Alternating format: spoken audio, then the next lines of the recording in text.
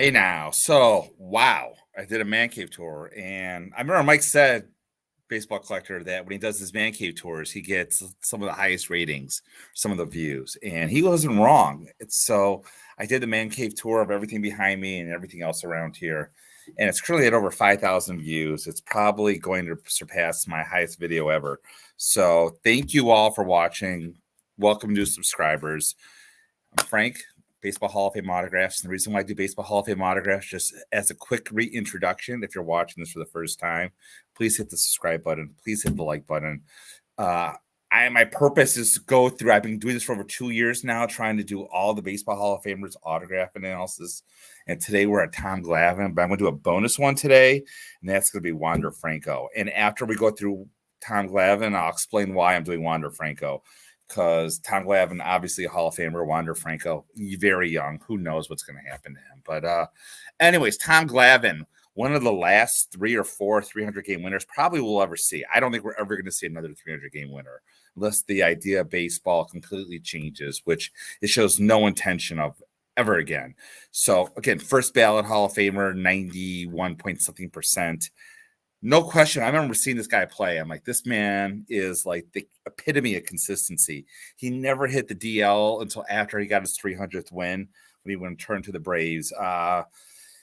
Played for the Braves for a long time, 95 World Series MVP. I remember when he went to the Mets, and I say this about anyone that goes to the Mets. The Mets is a team that Hall of Famers go to die. See Max Scherzer, see Justin Verlander, who fortunately had been traded, Francisco Lindor, Mike Piazza. I know he's a Hall of Famer as a Met, but I felt he had a better career as a Dodger. Johan Santana. Oh my God. And like the teams escape Carlos Delgado.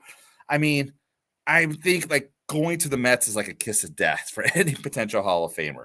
So, but again, so Glavine went there. I mean, his best years being at the Mets, at the Braves. He'll be known as the Braves. I think of him, Smoltz, and Maddox like as one figure almost. There's really baseball sad lexicon.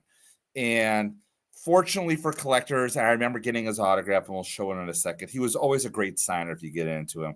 I still think he is a good signer to this day. He does the circuit a lot. Not a tough signer at all if you can get to him. Signs quite frequently. So unfortunately, he doesn't have the best signature. It went really downhill.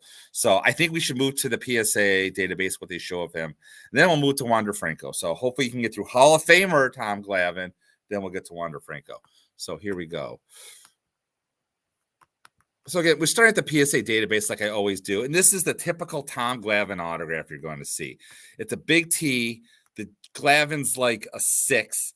And you can see it's the Glavine, all it's signed almost at like a 45-degree angle, but it's signed upwards. And again, you're not going to see the O. It's almost like a check mark for the O and the M. It's usually a gel, an L, a bunch of like U's, and then an E and an up. And again, this is what you're going to get from Tom Glavine, unfortunately. Again, here's another one. Again, you see the round T. You see this G, which looks like a 6, like a check mark. The L, you only have one, let's say U here, one bump here, with the E stretched out. This is actually really rushed signature looks to me.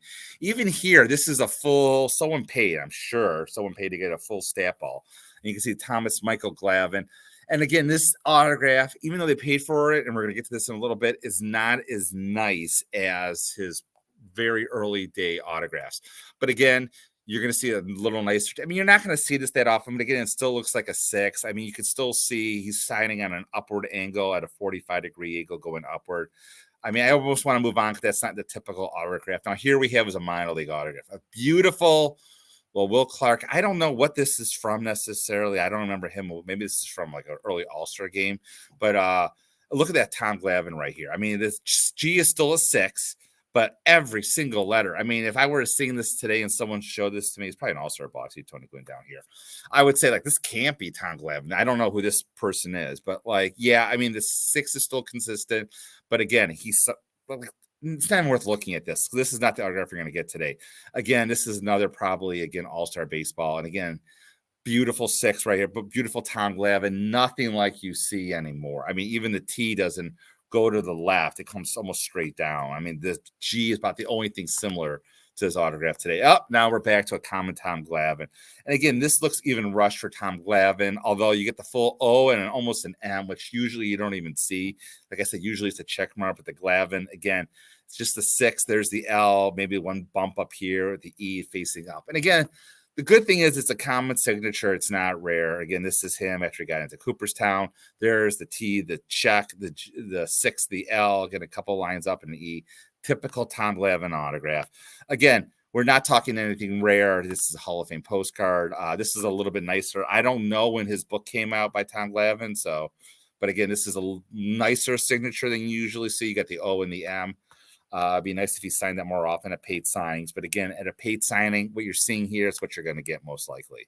So, okay. So, I mean, my autograph right here is this one right here. It looks just like all the other ones you're going to see. Yeah, I know it's in black. It kind of bothers me also. And even dotted the I, which is a nice touch. But again, I got a little, almost an O and an M and the 6 and the L going up.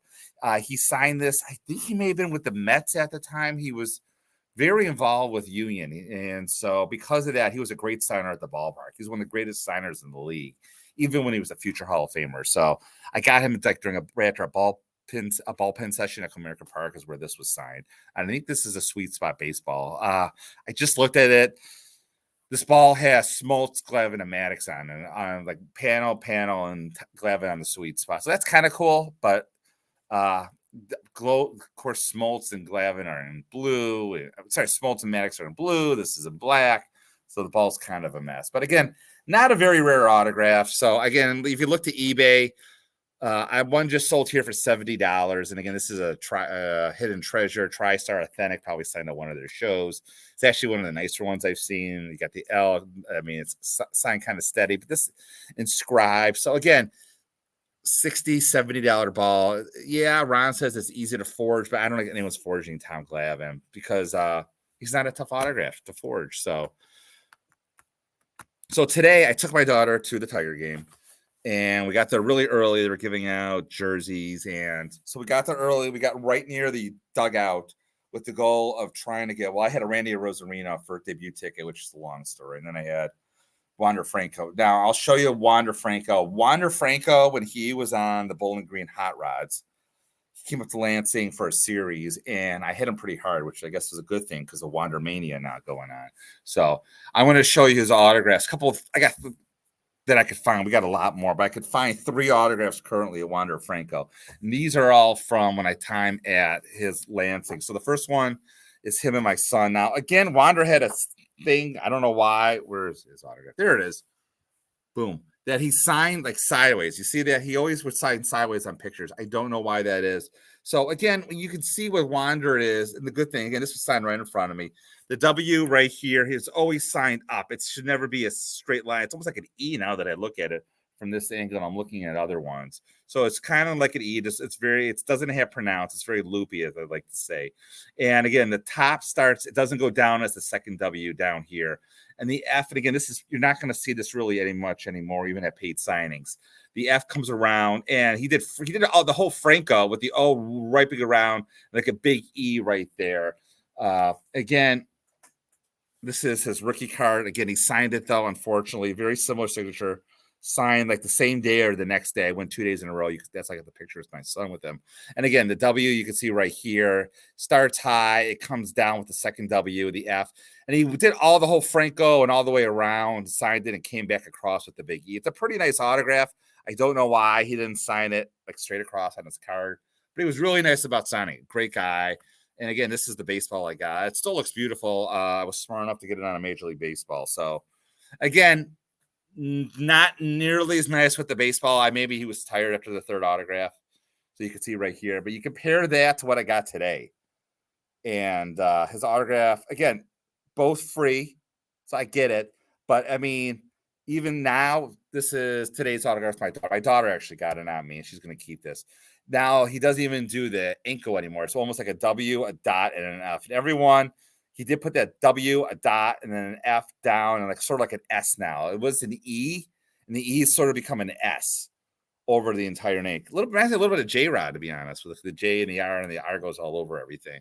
So, but it was incredibly nice for him to sign. By far, probably, I think the most popular player on the Tampa Bay with Shane wasn't even in town. I probably would have got him. We got almost all the pitchers as well. They were all on the field when we ran into the game, and no one says no to my daughter, which was so nice. So again, hit the like button if you can. Hit the subscribe button. Thank you so much for watching my channel.